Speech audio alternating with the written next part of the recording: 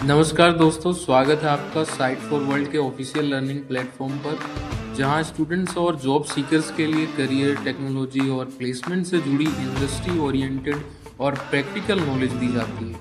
अगर आप अपनी स्किल्स को नेक्स्ट लेवल तक ले जाना चाहते हैं तो आप बिल्कुल सही जगह पर आए हो। चलिए शुरू करते हैं आज का इम्पोर्टेंट सेशन। नमस्ते।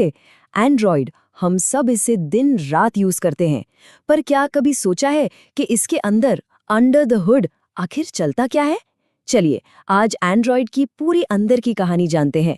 रेडी हो? फोकस मोड ऑन है ना? सोचो जरा, आपका फोन एक ही टाइम पर म्यूजिक, गेमिंग, चैटिंग, इतने सारे ऐप्स कैसे चला लेता है, वो भी बिना क्रैश हुए या आपका डेटा चोरी किए? ये एक अजीब सा सर्कस है जो आपके फोन के अंदर हर सेकंड चल रहा है। आज हम इसी कॉम्प्लेक्स सर्कस को ब्रेक डाउन करेंगे। स्क्रीन पे ध्यान है ना? तो इस सर्कस को आखिर समझें कहाँ से? शुरुआत करनी होगी इसकी फाउंडेशन से, इसके बिल्कुल कोर से। और देखो, ये काफी इंटरेस्टिंग है। एंड्रॉयड की जो नींव है वो असल में रॉक सॉलिड लाइनेक्स कर्नल पर टिकी हुई है। ये कर्नल ही वो बेस है जो सबसे जरूरी, सबसे बेसिक काम हैंडल करता है, जैसे मेमोरी मैनेजमेंट, प्रोसेसेस को संभालना। बेसिकली यही वो जमीन है जिस पर पूरा एंड्रॉयड का महल खड़ा है। लेकिन कर्नल सेम होने का मतलब ये बिल्कुल नहीं है कि एंड्रॉयड एक टिपिकल लाइनक्स डिस्ट्रीब्यूशन है। Android is not Linux. Android ने उस कर्नल के ऊपर अपनी कस्टम लेयर्स बनाई हैं जो उसे मोबाइल डिवाइसेस के लिए परफेक्ट बनाती हैं। फोकस बना हुआ है ना? ये पॉइंट आगे के लिए बहुत जरूरी है। समझ आ? तो सबसे क्रूशियल पॉइंट क्या है यहाँ? रिपीट कर रहा हूँ, ध्यान से सुनो। एंड्रॉयड लाइनक्स कर्नल पर बेस्ड है, लेकिन ये एक लाइनक्स डिस्ट्रीब्यूशन नहीं है। ये फर्क समझना आगे की हर चीज को समझने के लिए एब्सोल्युटली क्रिटिकल है। इसको नोट किया?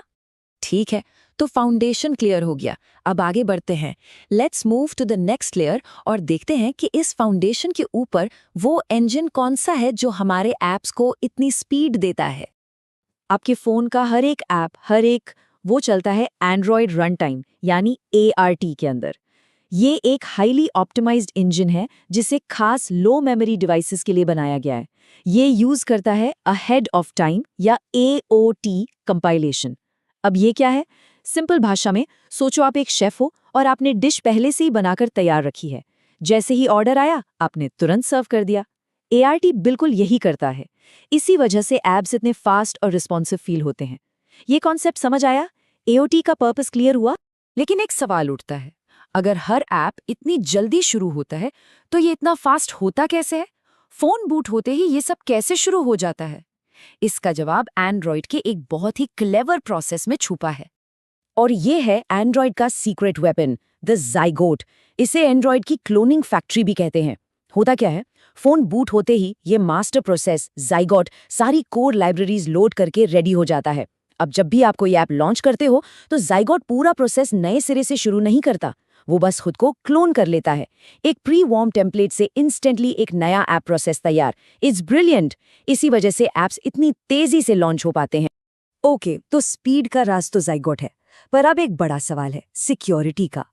जब इतने सारे ऐप्स एक साथ चल रहे हैं तो एंड्रॉयड ये कैसे इंश्योर करता है कि आपका बैंकिंग ऐप आपके गेम से डेटा ना चुरा ले? कैसे वो एक दूसरे पर जासूसी करने से रोके जाते हैं? इसका सॉल्यूशन है एप्लीकेशन सैंडबॉक्स।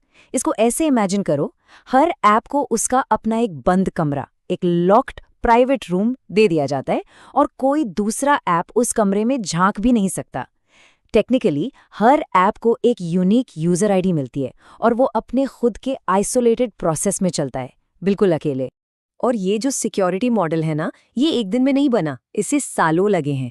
जैसा कि आप देख सकते हैं, एंड्रॉयड 5.0 से लेकर एंड्रॉयड 9 तक इस सैंडबॉक्स को लगातार कंटिन्यूअसली मजबूत किया गया है। हर रिलीज के साथ ये और भी स्ट्रांग होता गया। और इसकी सबसे बड़ी ताकत ये है कि इस सैंडबॉक्सिंग को कर्नल लेवल पर एनफोर्स किया जाता है। इसका मतलब साफ है, अगर किसी ऐप को इस सैंडबॉक्स से बाहर निकलना है तो उसे लाइनक्स कर्नल की सिक्योरिटी को ही तोड़ना पड़ेगा, और ये प्रैक्टिकली नेक्स्ट टू इम्पॉसिबल है। ओके, तो ऐप्स फास्ट भी है और सिक्योर भी, सब ठीक है। पर उस सिचुएशन का क्या जब फोन की मेमोरी फुल होने लगती है, जब रिसोर्सेज कम पड़ जाते हैं? एंड्रॉयड तब क्या करता है?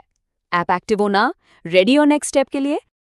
इसके लिए एंड्रॉयड के पास एक क्लियर हायरार्की है, एक सिंपल लेकिन थोड़ा ब्रूटल रूल बुक जो ये डिसाइड करती है कि कौन सा ऐप जरूरी है और कौन सा एक्सपेंडेबल। मेमोरी कम होने पर किस प्रोसेस को टर्मिनेट करना है। ध्यान से सुनना, ये बहुत इंपॉर्टेंट है। तो जब मेमोरी पे प्रेशर बढ़ता है, सिस्टम इस लिस्ट में सबसे नीचे से यानी कैश्ड प्रोसेस से ऐप्स को बंद करना शुरू करता है। ये वो ऐप्स हैं जिन्हें आपने थोड़ी देर पहले यूज किया था। उसके बाद नंबर आता है बैकग्राउंड प्रोसेस का। और ये सब क्यों होता है? सिर्फ एक चीज इंश्योर करने के लिए कि जो ऐप आप अभी यूज कर रहे हो यानी फोरग्राउंड प्रोसेस, वो हमेशा स्मूथ और रिस्पॉन्सिव रहे। ये हायरार्की क्लियर हुई? अगर इंटरव्यू में पूछा गया तो बता पाओगे? तो ये पूरा सिस्टम कर्नल से लेकर इस प्रोसेस लिस्ट तक हमेशा इवॉल्व हो रहा है। पर आगे क्या? एंड्रॉयड का फ्यूचर कैसा दिखेगा? चलो इस पर एक नजर डालते हैं। तो आने वाले सालों का ट्रेंड बिल्कुल साफ है। ऐप्स और ज्यादा स्मार्ट, ज्यादा प्राइवेट और हाँ, ज्यादा एफिशिएंट बनेंगे। एआई अब सिर्फ एक फीचर नहीं होगा, बल्कि ऐप्स का फाउंडेशन बन जाएगा। और सबसे इंपॉर्टेंट बात, ज्यादा से ज्यादा मशीन लर्निंग हमारे फोन पर ही होगी, ऑन डिवाइस, जिससे परफॉर्मेंस फास्ट होगी और प्राइवेसी बेहतर। तो आज हमने देखा कि कैसे ये सारे technical solutions, kernel, zygote, sandbox, process list मिलकर हमें एक फास्ट, रिस्पॉन्सिव और सिक्योर फोन का एक्सपीरियंस देते हैं।